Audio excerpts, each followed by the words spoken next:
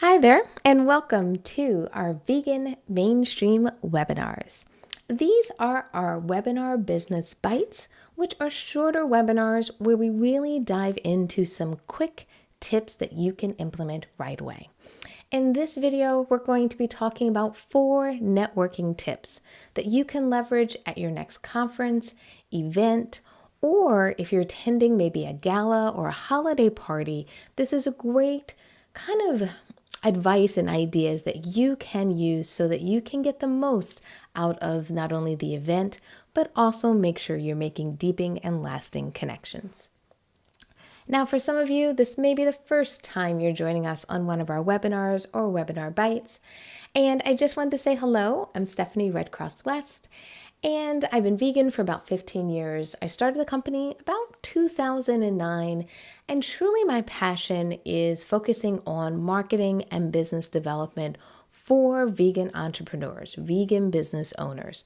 So we do these webinars as a great way for us to share information, share knowledge, inspire people out there, and also make sure you guys know that you have a support team out there for you to help you succeed. So I hope you enjoy today's webinar bite. So let's talk about tip number 1. Tip number 1 is about informing speakers and attendees that you will be attending. This is super important when you want to get the most out of an event. Often I find that people forget that there's work that can be done in advance of a conference to kick off the networking. And a lot of this has to do with just starting the communication process.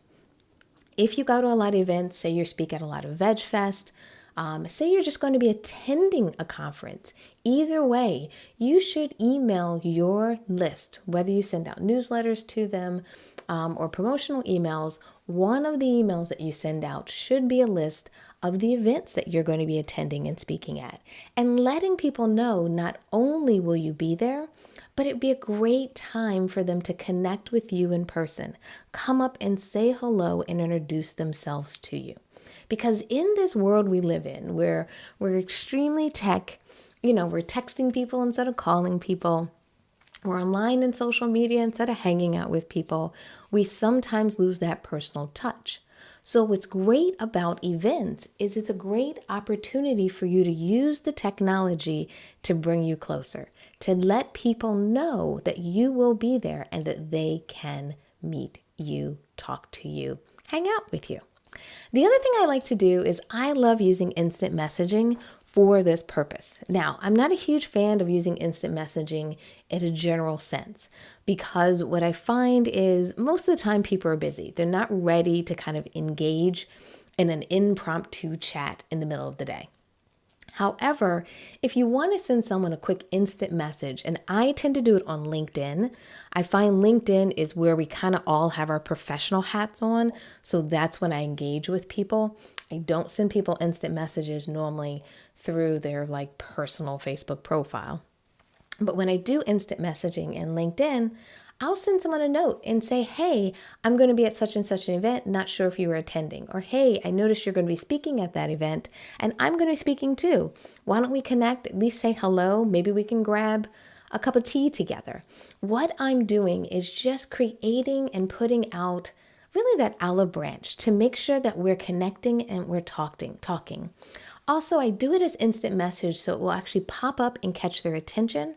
But the idea is that I'm not asking them a question. I'm not engaging with, hey, let's book an appointment.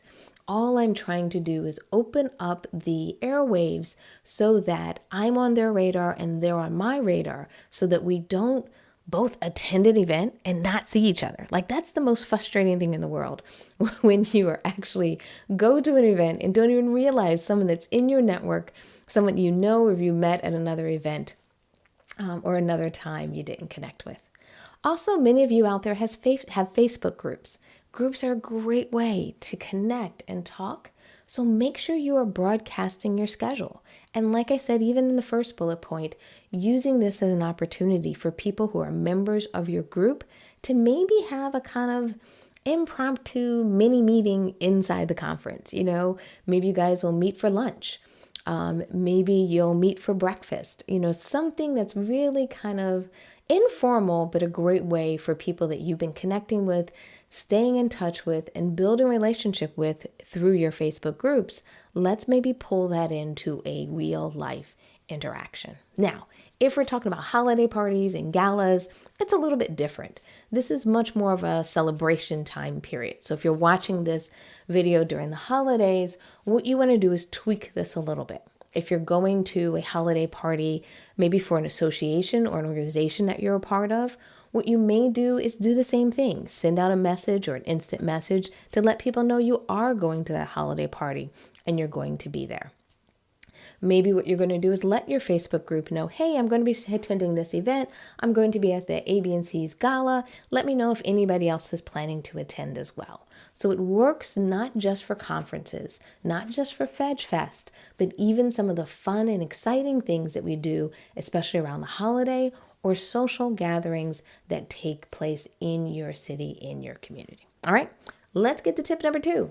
Tip number 2 is really about creating a plan of action.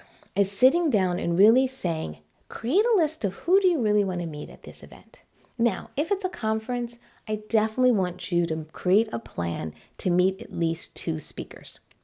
I want you to start to understand what it's like to get in front of, to talk to speakers, to interact with them. Also, it helps you get on their radar. The other thing I want you to start to do is think of other people that you want to meet at these events. Do some research in advance. I think a lot of people forget to meet with the event organizers. Introduce yourself to them, especially if you want to maybe potentially speak at this event one day. Why not make sure the organizers know who you are, know that you came to their event, know that you enjoyed their event so that you are on that radar. The other thing I like to do is if it's a speaker or someone that I'm thinking of introducing myself to, often I will send them a LinkedIn request. Now, I only do LinkedIn. Don't send them Facebook friend requests because they're not your friend. You don't know them yet. You haven't met them. But doing it on a LinkedIn side is a great way to collaborate and network. People will most likely accept it, as well as I normally do this kind of the week leading up to the event.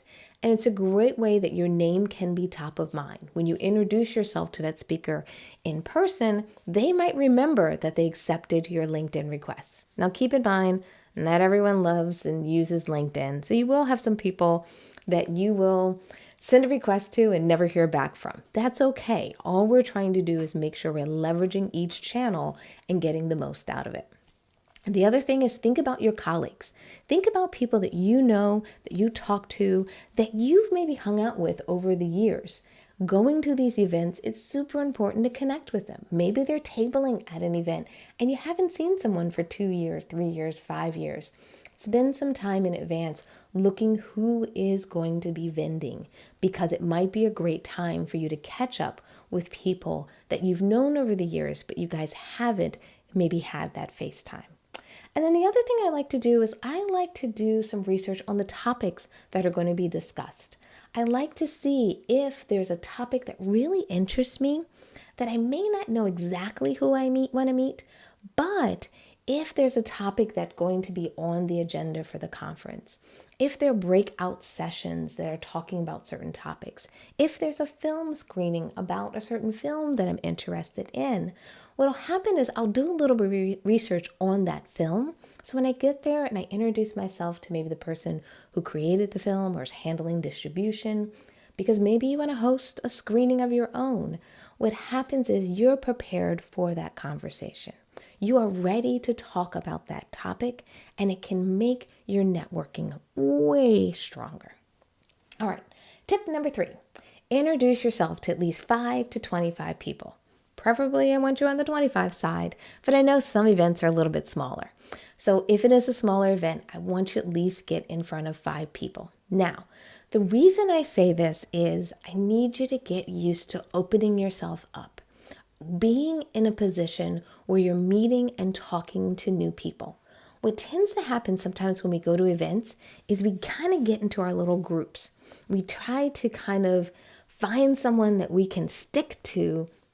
And what happens is, it allows us to feel a little bit more confident because we don't feel so alone. And I know not everyone is an extrovert. I know not everyone out there is ready to just walk up to someone and say, hey, how you doing? And start shaking their hand. I get it. However, what I don't want you to do is shut yourself down. I want you to take the attempt with every event that you go to create an opportunity where you're more open. And I find the easiest way to do that is to eat with new people. If there's going to be lunch, if there's going to be breakfast, or even a dinner session, and say you're grabbing a plate from a buffet, instead of sitting down with your friends, instead of sitting down with the people you met the first day of the event, every time you sit down, sit at a different table. Sit at a table where you don't know the people at the table. Because when you sit down with a plate, it's very easy to say, hey, is it okay if I join you guys? People will tell you if it's a private session or something like that, or if it's open. It's also such an easy and nice icebreaker. So it's a great way to kind of start the conversation and go, oh, do you guys all know each other, or is everyone meeting everyone for the first time? And people will start to chime in.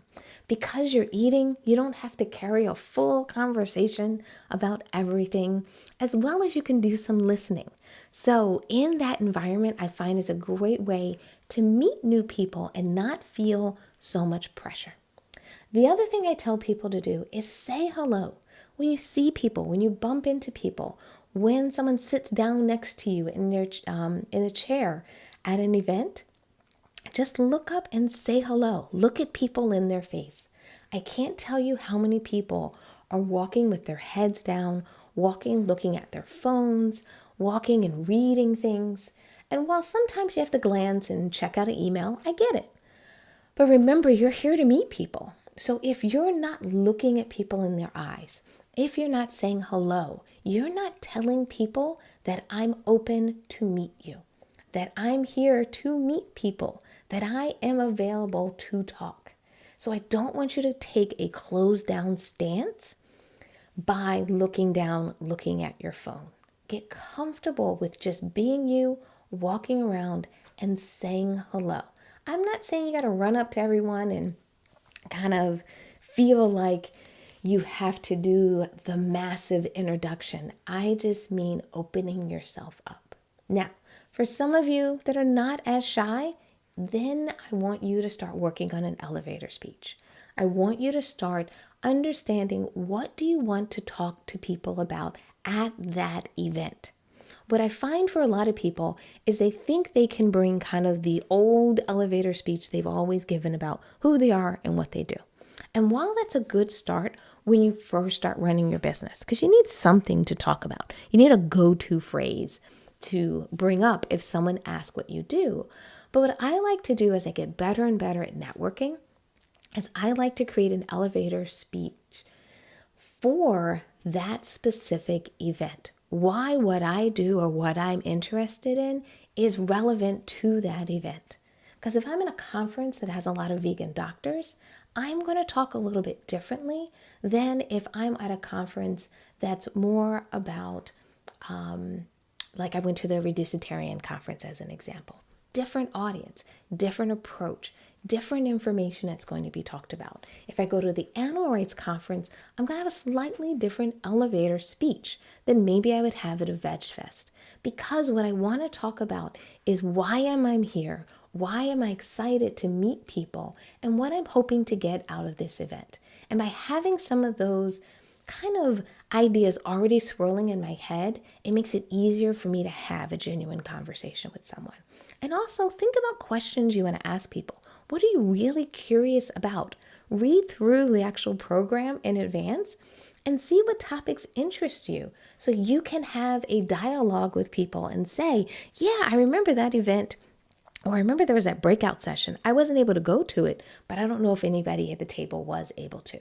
And that way you can create conversation without knowing everything, without having all the details. What it allows you to do is kind of open yourself up to dialogue because you've done that advanced research. All right, now let's jump into tip number 4 before we wrap up this bite. And tip number 4 is about connecting via social media. One of the things that I love about social media is that it is such a great networking resource for you. Now, one thing to keep in mind when you're using social media for networking, please, please, please use LinkedIn. Now, if you haven't been using LinkedIn, now it's time for you to update your bio. It's time for you to get in there and make sure it represents who you are in your business today. And yes, not everyone uses LinkedIn. I completely understand that. But we want to be conscious of the idea that networking is more of a business tool. You have your business hat on. So therefore, we want to be in business environments, business tools. Now, there are other social media networking tools out there as well, other than LinkedIn. I won't get into those details now, but you can use those as well. But I want to make sure that when you reach out to people, you're doing it in a professional manner. So even if the person isn't on LinkedIn or you can't find them, then the next best thing is to connect with their brand, with their organization, with their company, not their personal accounts. I don't want you to send people friend requests. Unless someone specifically said send you a friend request, then you can go there. But remember, you just met someone. You just had that initial encounter. So we don't want to make it sound like you're ready to be friends. You're ready to be in their inner circle. Yet, that's something you kind of have to earn. So therefore, start to see who they are and what they do.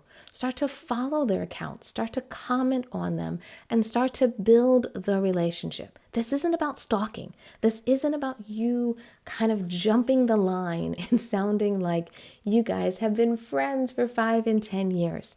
This is just the beginning. So use social media to create that link with the people that you have actually met at these events, so you can continue that conversation in a very relaxed and natural setting like social media, so you can get to know each other. So with that, I'm going to wrap up this bite. I hope it's been helpful. I hope it helps you at your next conference, event, or holiday activity or galas that maybe are going on. If you're watching this during the holiday season, I really want you guys to be able to get the most out of these events and really enjoy the time meeting with people, connecting with people in real life. All right, take care.